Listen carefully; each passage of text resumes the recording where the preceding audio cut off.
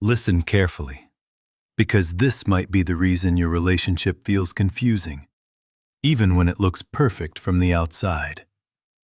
You're not crazy. You're not overthinking. And you're definitely not too sensitive. You're being played, and you don't even realize it. Have you ever noticed how you keep saying, sorry, even when deep down you know it wasn't your fault? How you keep replaying conversations in your head, wondering what you did wrong? How someone can make you feel like the most loved person in the world, and then suddenly treat you like you don't even matter? That's not love. That's a mind game. And the most dangerous part is, it doesn't feel like manipulation in the beginning. It feels like connection. It feels like chemistry. It feels like something special, something rare. That's exactly how it traps you, because mind games in relationships don't start with pain. They start with attraction. They make you feel seen, understood, chosen. And just when you start trusting them, just when you start opening up, that's when things begin to shift. Slowly, subtly, almost invisibly. They stop replying the same way. They stop putting in the same effort. But when you notice it, and you try to talk about it, suddenly you're the problem. You're overreacting. You think too much. It's not that serious. And just like that, the focus shifts from their behavior to your reaction. And now, instead of questioning them, you start questioning yourself. That's how the game works. It's not about controlling you directly. It's about confusing you so much that you start controlling yourself for them. You start choosing your words carefully. You start hiding your feelings. You start avoiding conflict. Not because you're wrong, but because you're tired. Tired of explaining. Tired of not being understood. Tired of feeling like no matter what you say, it somehow turns against you. And the craziest part is, you still care about them, even after all of that. Even after the confusion, the emotional ups and downs, the mental exhaustion. You still hope they'll go back to how they were in the beginning. That version of them that made you feel special. But here's the truth no one tells you. That version wasn't fake, but it wasn't consistent either. And your mind gets stuck chasing that version, again and again. That's how emotional addiction begins. Not because they're always good, but because they're unpredictable. One day they give you attention. The next day, they take it away. One day they make you feel important. The next day, they make you feel invisible. And your brain starts craving those good moments like a reward. You start thinking, if I just act right, if I just say the right thing, maybe they'll be like that again.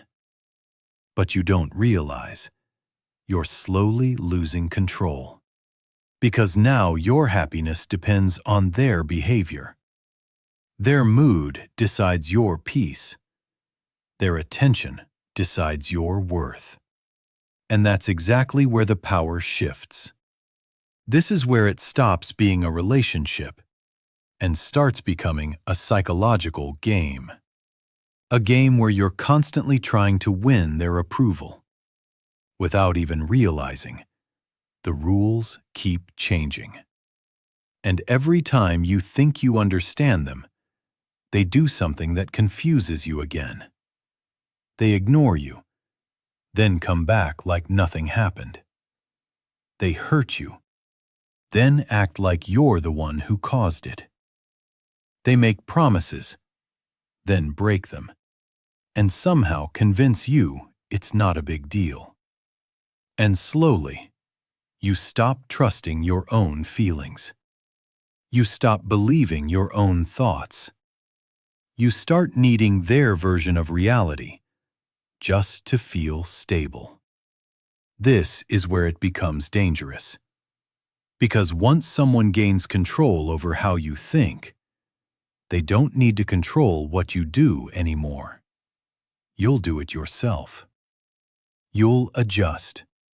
You'll compromise. You'll stay, even when it hurts. Even when you know something is wrong. And deep down, there's a voice inside you. Quiet, but persistent. Telling you, this isn't right. But you ignore it. Because you're emotionally invested. Because you remember the good times. Because you believe they'll change. Because you don't want to lose them. And that's exactly what keeps you stuck. Not love, not connection, but the fear of losing what once felt real. And in the next part, I'm going to show you something even deeper. Why your brain gets addicted to this kind of behavior. Why it's so hard to walk away. And how people use that psychological weakness to keep you attached. Because once you understand that, you won't just see the game. You'll break it. So why is it so hard to walk away? Even when you know something is wrong? Why do you keep going back to the same person, the same pattern, the same pain? It's not because you're weak. It's because your brain has been trained to crave something that's slowly destroying you. And this is where it gets dangerous. Because what you're experiencing isn't just attachment. It's called emotional addiction. Think about this for a second. When someone treats you well all the time, your brain stays calm. There's no confusion, no anxiety, no overthinking. But when someone treats you well and then suddenly pulls away, your brain reacts differently. It goes into survival mode. You start chasing. Not the person, but the feeling they gave you. That's how the cycle begins. They give you attention. You feel happy.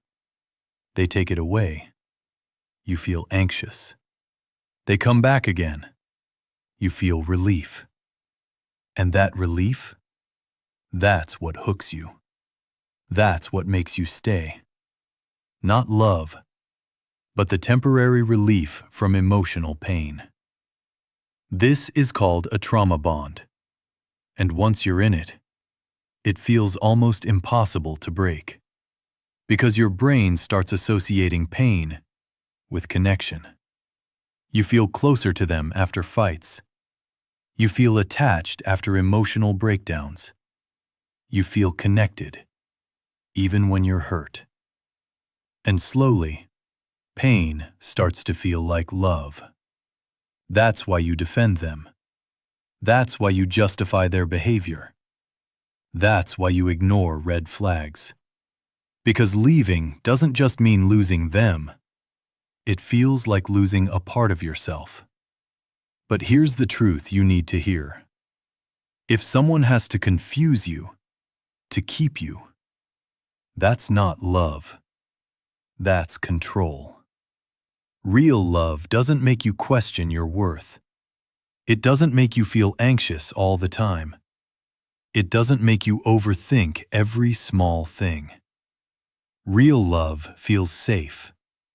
Not perfect, but safe. And if you constantly feel like you're walking on eggshells, like you have to be careful all the time, like one wrong move will change everything, then you're not in a relationship. You're in a psychological trap. And the hardest part? Breaking free. Because your mind will try to pull you back. It will remind you of the good moments. It will tell you, maybe this time it'll be different. Maybe they've changed. Maybe I was the problem. But you have to understand something. If the pattern hasn't changed, the outcome won't either. So how do you break it? Not by blaming them. Not by waiting for closure. Not by trying to fix everything. You break it by choosing yourself. By trusting that inner voice you've been ignoring. By accepting that clarity is more important than comfort. By realizing that peace is more valuable than temporary love. And yes, it's going to hurt. You're going to miss them. You're going to feel empty. But that pain is temporary. Staying in a mind game is not. Because every day you stay, you lose a little more of yourself. Your confidence.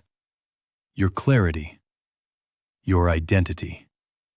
And one day, you wake up, and you don't even recognize who you've become. So don't wait for things to get worse. Don't wait for another breakdown. Don't wait for another apology that changes nothing. See the pattern. Accept the truth. And walk away with your self-respect. Because at the end of the day, the biggest mind game isn't what they did to you. It's what you allowed. Once you knew the truth. And once you see it clearly, you have two choices. Stay and keep losing yourself. Or leave and finally take your power back.